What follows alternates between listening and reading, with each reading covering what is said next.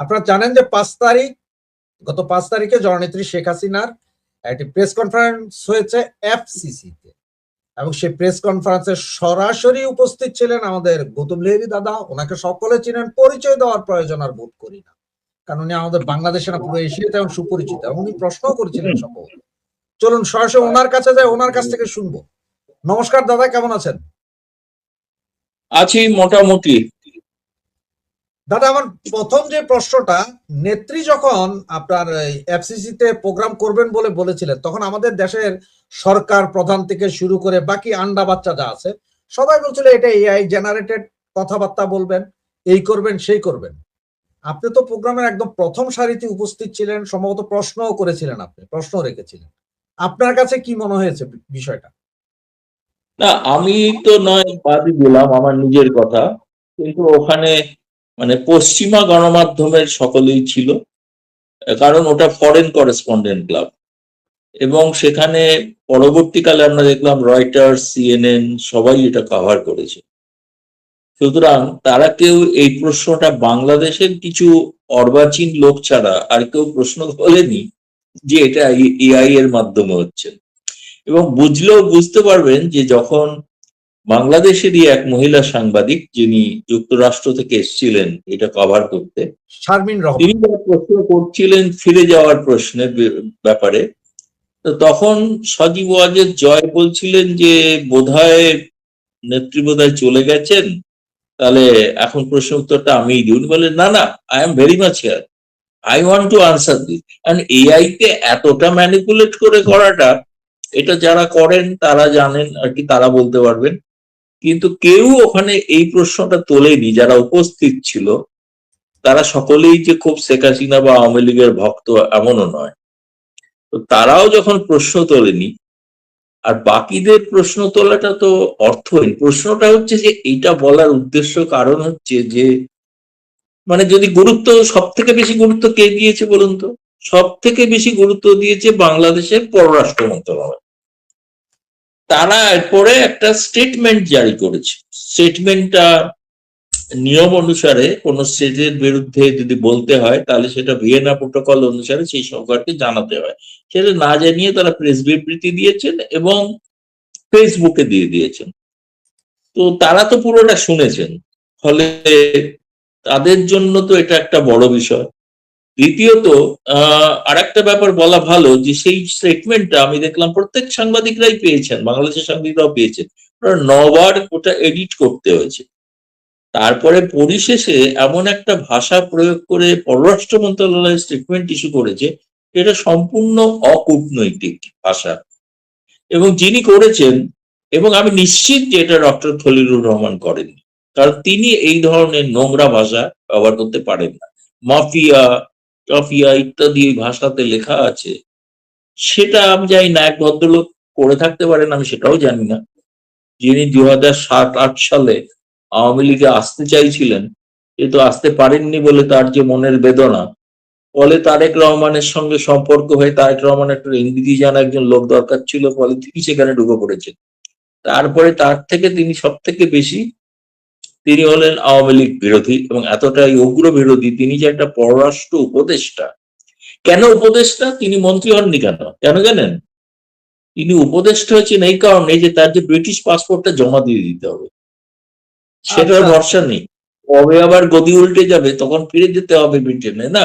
সেই জন্য তিনি উপদেষ্টা। উপদেষ্টা যারা হন তারা কেউ পাসপোর্ট, কূটনৈতিক পাসপোর্ট নেন না, কারণ কূটনৈতিক পাসপোর্ট নিতে গেলে ওই অরিজিনাল পাসপোর্টটাকে জমা দিয়ে দিতে হবে, বুঝেছেন? তো এই তো হচ্ছে অবস্থা, যেটা আমি জানি না যে এটাকে নিয়ে কেন এত অযথা, মানে হঠাৎ দুই দেশের সম্পর্কের মধ্যে শেখ হাসিনাটা একটা ব্যাপার কেন হতে যাবে? এটা কি দুই দেশের সম্পর্কটা ভালো বা মন্দ নির্ভর করবে শেখ হাসিনাকে কেন্দ্র করে? ওরা নিজেরাই তো মেনে নিচ্ছে শেখ হাসিনা একটা ফ্যাক্টর, তাই না? এর বাইরেও তো দ্বিপাক্ষিক সম্পর্ক হতে পারে, তাই না? আপনারা জানেন ভালো করে।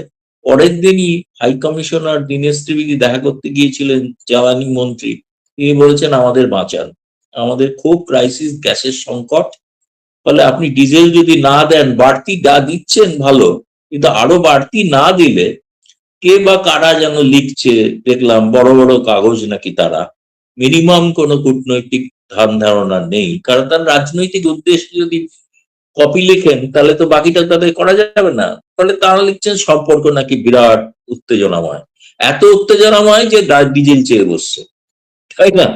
তা তো বলতে পারতেন ভারত থেকে ডিজেল নেবো না, তাই না? দাদা এত আপনি তো সম্পর্ক। বলছেন সাংবাদিকরা আপনাকে একটা জিনিস দেখায়, তাহলে ওনারা একটু পরিষ্কার হবেন। এই যে দেখেন আমাদের সালাউদ্দিন সাহেব, যাকে আপনারা ভারত দীর্ঘ প্রায় 7 হুম, বছর শিলংয়ে রেখেছিলেন, তিনি বলছেন হাসিনা অবশ্যই। কার্ড খেলবেন আবার সুসম্পর্ক চাইবেন, তা হতে পারে না। না, উনি একজন তো ভারত- রয়ের তত্ত্বাবধানে ছিলেন। আমরা মনে করি উনি বাংলাদেশে রয়ের একজন ঘনিষ্ঠ বন্ধু, সুতরাং তাকে এই ধরনের কথা তো বলতেই হবে, না তার চাকরি চলে যেতে পারে। ও আচ্ছা, 9 বছর মানে উনি ছিলেন বললে এবং আপনারা তিনি মাইন্ড করবেন না। কোথাও খারাপ ছিলেন তা নয়, বেশ কিছু ভারতীয় সাংবাদিক তার সঙ্গে দেখাও করেছিলেন তিনি যেখানে ছিলেন।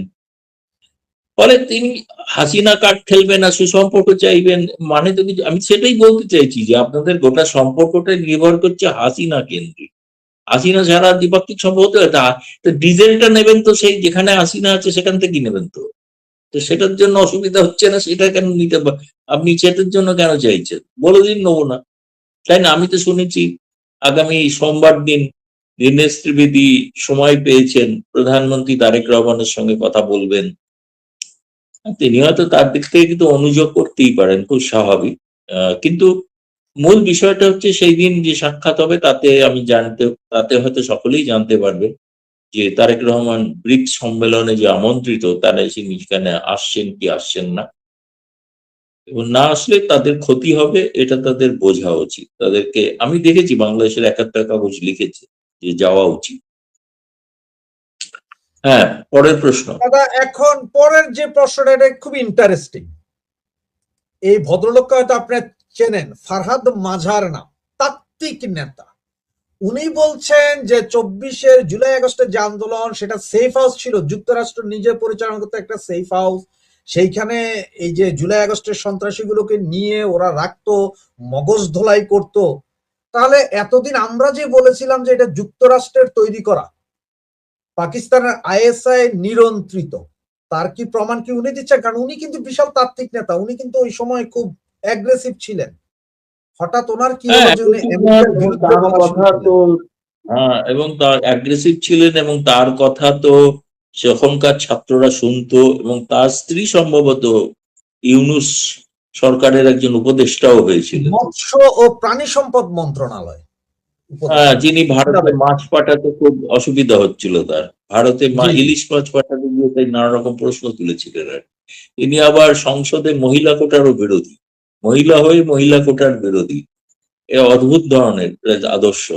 কিন্তু তার যে স্বামী, যিনি যার কথা বললে ফরহাদ মাজার, তিনি একজন তাত্ত্বিক নেতা। তিনি আহ মার্ক্সবাদেও বিশ্বাস করতেন এক সময়, পরবর্তীকালে তিনি এমনই মার্ক্সবাদে বিশ্বাসী হলেন যে তিনি বঙ্গবন্ধুর যে ধর্মনিরপেক্ষত যে সংবিধান তার বিরুদ্ধে তার বই বেরোলো, এবং তিনি বলছিলেন অন্য আর একটা ইন্টারভিউতে তার বই নাকি হু হু করে কাটতি বেড়ে গিয়েছিল।